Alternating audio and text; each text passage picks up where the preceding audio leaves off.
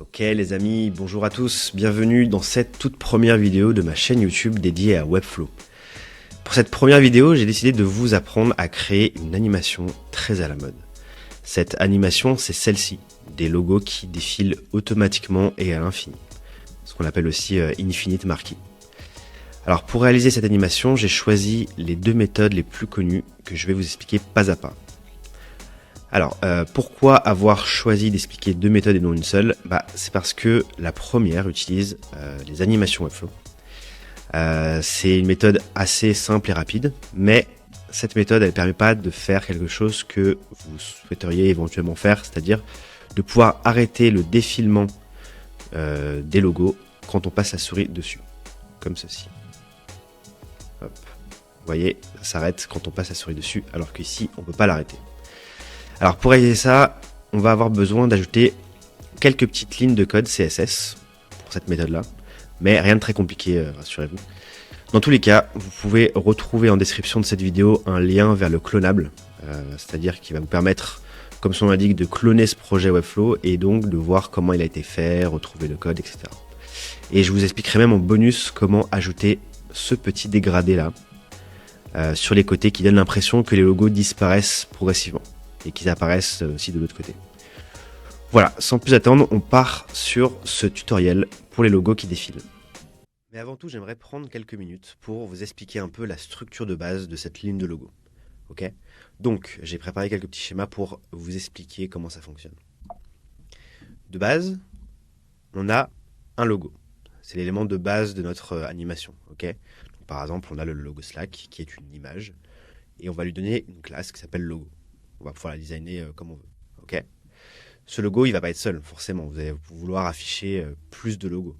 Ok ? Donc, on va avoir plusieurs logos, des images, qu'on va regrouper au sein d'un même bloc, un même div. D'accord ? Et donc, ce div-là, on va lui donner la classe de logo-raw, par exemple. On va pouvoir designer avec une flexbox en horizontal, par exemple. Ok ? Et le truc un peu tricky, qu'il faut savoir, c'est qu'on va devoir dupliquer ce groupe-là, ce div-là, plusieurs fois, même 2 voire 3 fois. Là, par exemple, on voit que le logo Slack, le logo Morning Show, le logo de Nestlé, etc., jusqu'à Deliveroo, c'est une première itération. Donc, c'est un premier groupe logo-vro qu'on retrouve ici. Et on va le retrouver à nouveau à la suite. Donc, on repart avec Slack, The Morning Show, Nestlé, etc. Et on va faire ça 3 fois.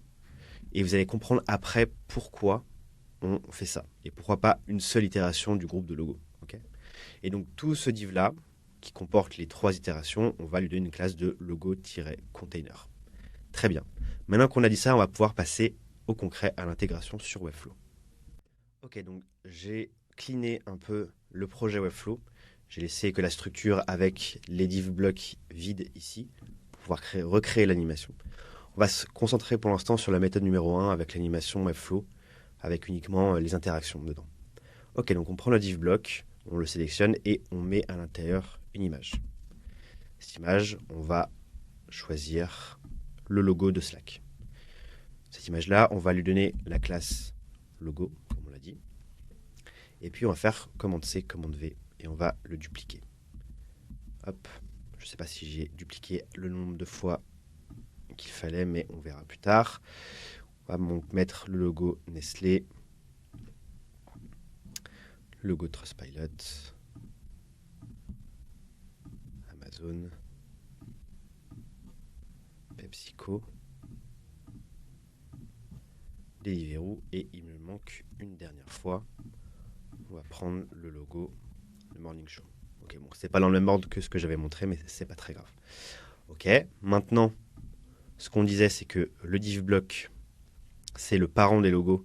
Donc on va pouvoir l'utiliser pour designer un petit peu comme on le voulait avec les bons espacements, etc. On va lui donner du coup la classe de logo-raw.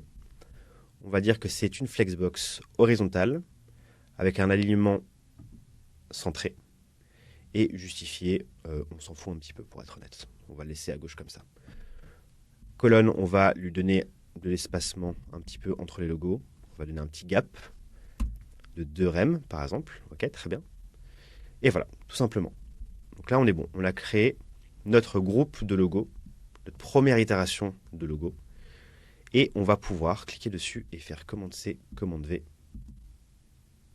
3 fois.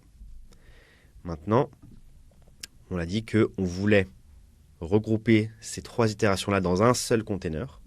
Donc, on va pouvoir faire clic droit sur l'une des itérations, wrap in div block. Donc ça va permettre de mettre un parent à Logoro. On va pouvoir lui donner la classe logo container. Très bien. Et on va pouvoir faire cliquer dessus et le glisser sur le côté pour le mettre à l'intérieur de logo container. Donc là, logo container, il contient 3 fois Logoro qui eux-mêmes contiennent tous les logos. Très bien. Là, comme on peut le voir, les lignes de logo sont les unes en dessous des autres. C'est pas ce qu'on veut. On veut qu'elles soient à l'horizontale. Donc on va dire que c'est une flexbox horizontale.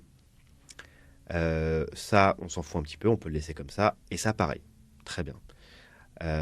Maintenant, on voit que les lignes de logo sont un peu compressées.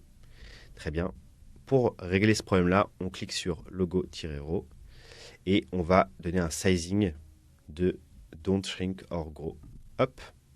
Et voilà. On voit que les lignes de logo sont bien alignées. Maintenant, le petit problème, c'est que on voit que le logo The Morning Show et Slack sont collés. Donc les deux, le dernier logo de Logoro et le premier sont collés. Donc ce qu'on va faire, c'est qu'on va mettre un padding right identique au gap, donc de 2 rem. 2 rem. Hop. Et voilà, on va pouvoir avoir le même espacement ici, à gauche, à droite, que entre les logos. Très bien. Maintenant, on peut créer l'animation de défilement. Donc ce qu'on va faire, c'est qu'on va bien sélectionner Logoro, ici, interaction. On va créer un element trigger, non, pardon, excusez-moi, une page trigger, ici, hop, je l'avais déjà créé, mais je vais le supprimer, de page load.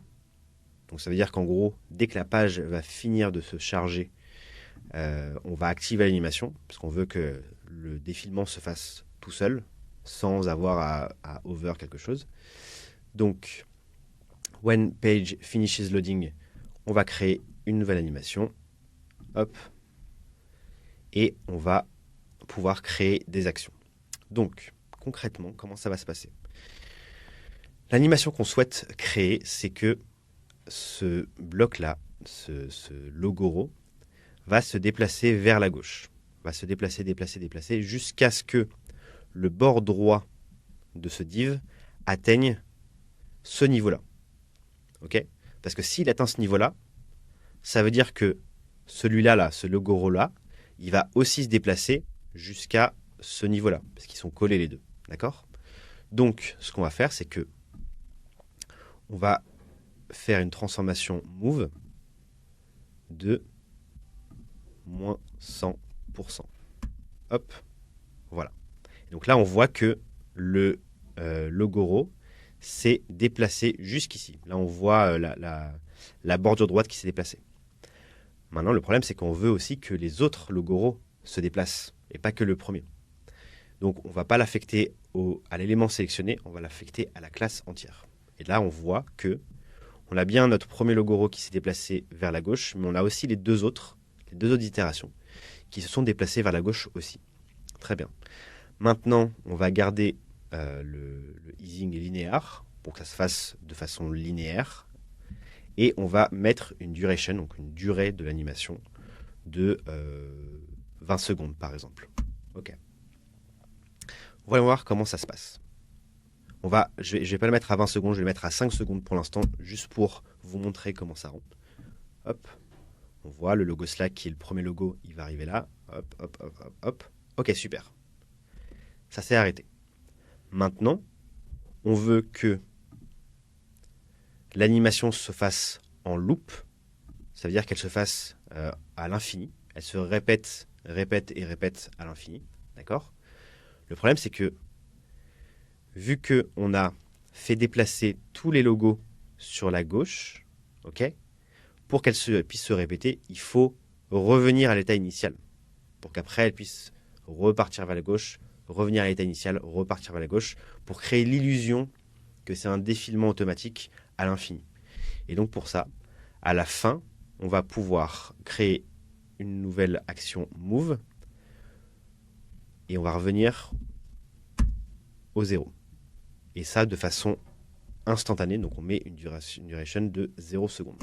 Hop, on va recommencer. Très bien. Ça fait l'animation pendant 5 secondes. Ok, super. Donc là, on n'a pas vu le loop parce qu'on a fait play pour l'animation une seule fois. Mais si on preview, on va voir que au bout de 5 secondes, hop, ça recommence. Donc là, vous voyez, hop, hop, ça se met vers la gauche à moins 100%, et hop, ça revient ici, et ça repart. Très bien. On va augmenter un petit peu la durée de l'animation. On va mettre ça à 10 secondes. Peut-être que c'est un petit peu plus... Voilà. On peut même mettre à 15 secondes. Hop, super. Et on va l'animer. On va le renommer, pardon. Infinite marquee. Super. Donc on a créé notre première animation, avec la première méthode en tout cas, uniquement avec une interaction Webflow. Très bien.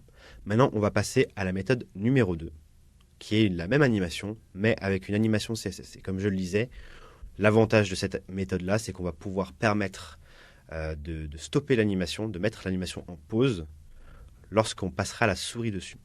Là, aujourd'hui, ça n'est pas possible. On ne peut pas dire avec une interaction Webflow, ok, quand tu passes la souris sur le live, ça arrête tout. Non, ça ne marche pas. Ok, c'est parti pour la méthode numéro 2. Donc pour cette méthode numéro 2, ce que je vais faire déjà, c'est que je vais supprimer ce div block là et je vais réutiliser le logo container qu'on vient de créer. Okay, on va réutiliser en fait la structure qu'on avait créée qui sera identique. La seule chose qui va changer, c'est les classes. Parce qu'on va écrire du CSS qui va activer une animation, sauf qu'on a déjà une animation qui est activée pour ce truc-là, cette instance-là. Donc on va juste donner des classes différentes pour que le CSS puisse s'appliquer uniquement sur cette version-là. Donc, logo container, on va dupliquer la classe. On va juste dire un petit 2 à l'intérieur. Hop, on va supprimer les 2 dernières instances. On va dupliquer la classe logo. On va mettre un 2 à la fin. Et pour les logos, pareil. Hop, on va copier logo 2 et on va juste mettre la bonne classe sur tous les logos. Hop, ici et enfin celui-là. Ok, super. Donc là, on va pouvoir redupliquer 2 fois ce premier div logo row 2. Ok, donc là, on l'a à nouveau deux autres fois en plus. Et donc, on est bon. Et là, du coup, l'animation ne s'applique pas pour la deuxième. Parce qu'on avait créé l'animation pour uniquement les classes logo row, tout simple, mais pas pour logo row 2. Donc forcément, l'application ne s'applique pas ici. Donc, ce qu'on va faire, du coup, c'est qu'on va cliquer sur logo container 2, commande K, et on va créer un embed code. Dans cet embed code là, on va pouvoir ajouter notre animation CSS. Donc, pour ajouter du CSS, pour ceux qui ne le savent pas, il faut le mettre entre 2 balises style. Okay. Une balise ouvrante et une balise fermante, avec un petit underscore, backslash, je ne sais plus comment on dit ça. Bref. Ok, donc là, on va pouvoir mettre notre code CSS. Et donc, on va créer ce qu'on appelle des keyframes. Keyframes, qu'on va appeler scroll, par exemple. Donc là, c'est le mot-clé keyframes qui va dire qu'on va créer une keyframe. Ok, qu'on va appeler scroll. Et on va pouvoir mettre les keyframes entre éperluettes. Je ne sais pas comment ça se dit en français. Et on va dire from, hop, et to Je vais vous expliquer juste après ce que ça veut dire concrètement. Je vais écrire le code complet. Transform translate x 0 0 hop et jusqu'à transform translate x moins 100%. Donc là, en gros, ce qu'on a fait concrètement, c'est qu'on a créé donc des keyframes qu'on appelait scroll, c'est le nom du keyframe, pour pouvoir le réutiliser après, l'appeler. Et on a dit, ok, ce keyframe là, tu vas partir de... c'est un peu comme notre move qu'on a utilisé dans l'interaction tout à l'heure, vous voyez. On est parti de moins 100 jusqu'à 0. Donc là, c'est un peu inversé, mais voilà. En gros, on dit, ok, tu vas te déplacer sur l'axe des X, donc l'axe des abscisses horizontales, de là où il est, ok, jusqu'à moins 100%. Très bien. Et donc, c'est tout simplement ça que ça veut dire. Et donc, on va pouvoir appeler scroll pour logo row 2, ok. Donc là, c'est comme ça qu'en CSS, on met... Donc là, c'est la classe logo row 2 et on va lui mettre un style à l'intérieur. Et on va créer une animation. Donc, il y a une propriété CSS qui s'appelle animation, qui va avoir plusieurs paramètres. Un, le keyframe, scroll. Donc, on va lui donner ces paramètres-là pendant 10 secondes. Okay, donc, l'animation va durer 10 secondes. C'est la duration qu'on a vue dans l'interaction. Linéaire. On retrouve notre paramètre linéaire qui permet de créer une animation qui est linéaire dans le temps. Et infinite pour créer cet effet infini, donc le loop qu'on a vu tout à l'heure. Tout simplement. Et donc là, on voit que si on fait save, hop, on a notre animation qui se crée automatiquement. Hop. Vous allez voir que quand le logo Slack va arriver tout au bout, hop, on redémarre ici. Et donc l'animation se crée en loop tout simplement. Et donc là, on a la même animation en haut et en bas. Bon, c'est juste que là, en termes de temps, j'ai pas mis exactement le même. Donc forcément, c'est plus rapide en bas. D'ailleurs, on peut le changer tout de suite. On retourne dans notre HTML embed. Ici, et on va mettre 15 secondes. Donc là, normalement, voilà, on a l'animation qui est identique en haut et en bas. Et donc, je vous disais que grâce à l'animation CSS, on allait pouvoir permettre d'arrêter l'animation, de mettre en pause en tout cas l'animation quand on passe la souris sur les logos. Et donc, pour faire ça, on va tout simplement aller dans le code editor et on va rajouter un petit peu de CSS encore une fois. Donc, logo container 2.over, logo row,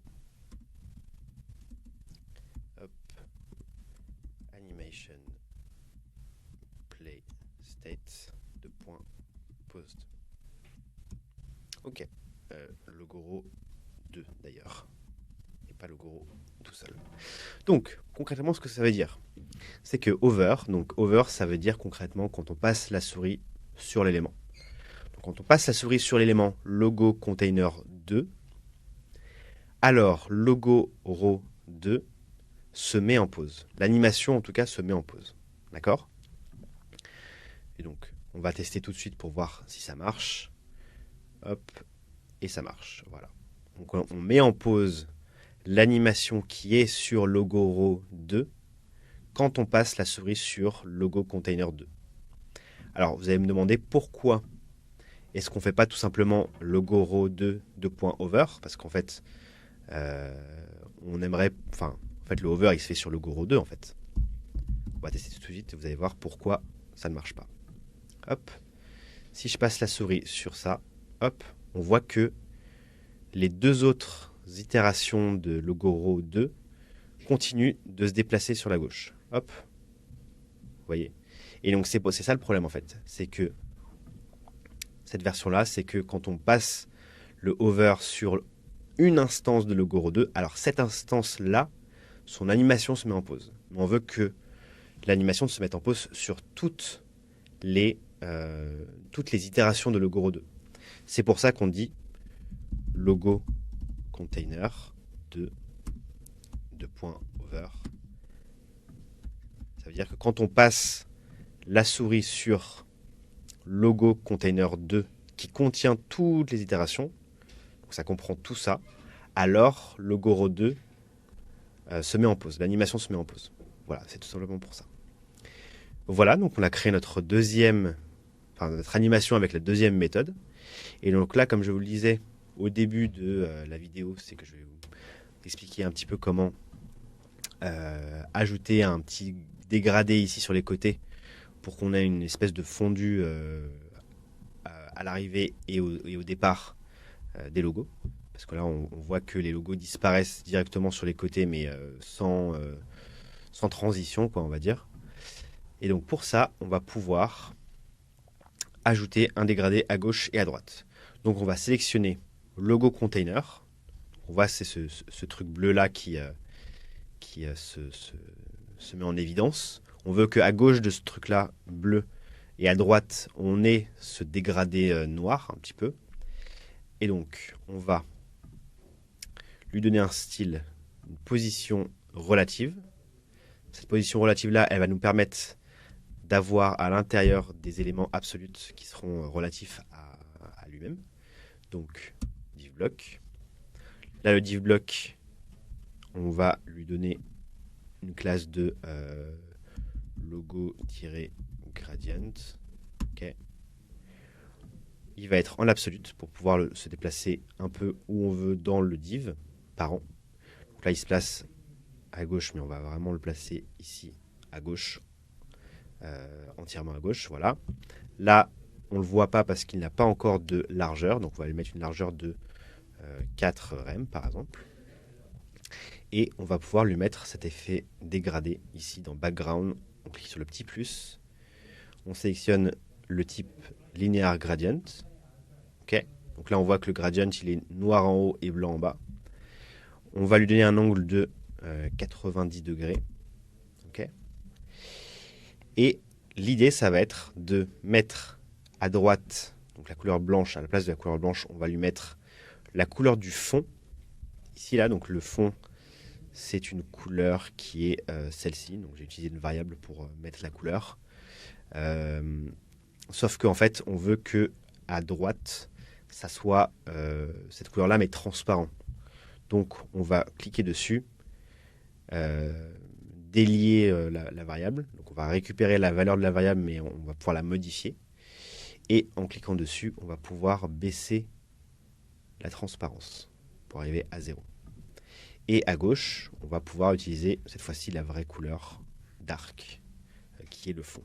Et donc là, on voit que à gauche du dégradé, c'est la couleur pure.